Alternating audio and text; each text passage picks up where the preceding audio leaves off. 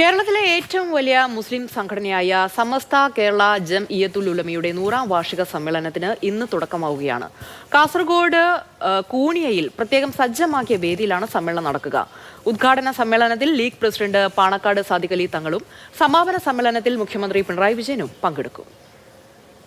വടക്കൽ മുല്ലക്കോയത്തങ്ങൾ നഗറിൽ നടക്കുന്ന സമ്മേളന നഗരിയിലേക്ക് മുസ്ലിം ലീഗ് നിയന്ത്രണത്തിൽ നിന്നും കുതറിമാറി സമസ്തയെടുത്ത സ്വതന്ത്ര നിലപാടുകൾ, ഇടത് രാഷ്ട്രീയവുമായി നടത്തിയ കൊടുക്കൽ വാങ്ങലുകൾ, ജമാഅത്തെ ഇസ്ലാമി മുജാഹിദ് നേതൃത്വവുമായി നടത്തിയ നേർക്കുനേരെയുള്ള പോരാട്ടം, 100 വർഷത്തെ സംഭവബഹുലമായ ചരിത്രം പിന്നിട്ടാണ് സമസ്ത 100ാം വാർഷിക സമ്മേളനത്തിന് കൊടിയുയരുന്നത്.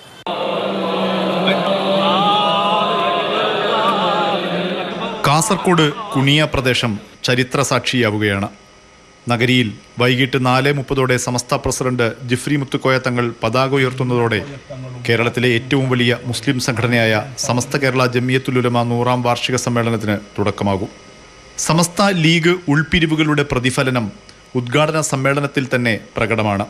പാണക്കാട് സാദിഖ് അലി തങ്ങൾ ഉദ്ഘാടനം ചെയ്യുന്ന സമ്മേളനത്തിൽ സ്വാഗത പ്രഭാഷണം നടത്തുന്നത് പാണക്കാട് വിമർശകനായ ഉമർ ഫൈസി മുക്കമാണ്.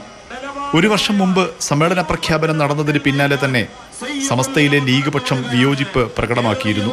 സമ്മേളനം സമസ്തയിലെ ലീഗ് വിരുദ്ധ പക്ഷം ഹൈജാക്ക് ചെയ്തുവെന്നായിരുന്നു വിമർശനം. ഒടുവിൽ ജിഫ്രി തങ്ങളുടെ കേരള യാത്രയിൽ നിന്ന് പാണക്കാട് സാദിഖ് അലി തങ്ങൾ ഉൾപ്പെടെയുള്ള ലീഗ് നേതാക്കൾ വിട്ടുനിന്നതും വിവാദമായി. സമസ്തയിലെ ലീഗ് പക്ഷത്തെ പ്രമുഖർക്ക് സമ്മേളനത്തിൽ പങ്കാളിത്തം നൽകിയിട്ടുണ്ടെങ്കിലും അവരുടെ സാന്നിധ്യം എത്രയുണ്ടാകുമെന്ന് കാത്തിരുന്ന് കാണേണ്ടതാണ്. ജിഫ്രി തങ്ങൾ പ്രസിഡന്റായതിനു ശേഷം പാണക്കാടിനെയും ലീഗിനെയും വെല്ലുവിളിക്കുന്ന സമസ്തയിലെ നേതാക്കൾക്ക് സംരക്ഷണ കവചമൊരുക്കാൻ സംഘടനയ്ക്ക് കഴിഞ്ഞുവെന്നതാണ് ലീഗ് നേതാക്കളെ ചൊടിപ്പിക്കുന്നത്. സമസ്ത പ്രസിഡന്റിനെ പ്രതിക്കൂട്ടിലാക്കി ലീഗ് വിമർശനം ഉയർന്നുവെങ്കിലും 100ാം വാർഷിക സമ്മേളന സമയത്ത് ജിഫ്രി തങ്ങൾ പകരം വയ്ക്കാനില്ലാത്ത നേതൃത്വമായി തുടരുകയാണ്. 5 ദിവസം നീണ്ടു നിൽക്കുന്ന സമ്മേളനത്തിൽ ആദ്യ 2 ദിവസം 10,000 പേർ പങ്കെടുക്കുന്ന ദഅവ ക്യാമ്പാണ്. അവസാന 3 ദിവസം 33,313 പേർ പങ്കെടുക്കുന്ന ക്യാമ്പ് നടക്കും. മറ്റ് 3 വേദികളിലായി വിവിധ സെഷനുകൾ നടക്കും. പ്രതിനിധി സമ്മേളനത്തിൽ ഉയരുന്ന പ്രമേയങ്ങളിൽ ആനുകാലിക രാഷ്ട്രീയ സാമൂഹ്യ വിഷയങ്ങൾ പ്രതിഫലിക്കും. സമസ്ത ലീഗ് ബന്ധം, CPMന്റെ ന്യൂനപക്ഷങ്ങളോടുള്ള സമീപനം, ജമാഅത്തെ ഇസ്ലാമിയുടെ രാഷ്ട്രീയ രംഗപ്രവേശനം, വെള്ളാപ്പള്ളി നടേശൻ വിവാദം തുടങ്ങി വിവിധ വിഷയങ്ങളിൽ സമ്മേളനം എന്ത് നിലപാടെടുക്കുന്നുവെന്നത് ശ്രദ്ധേയമാകും.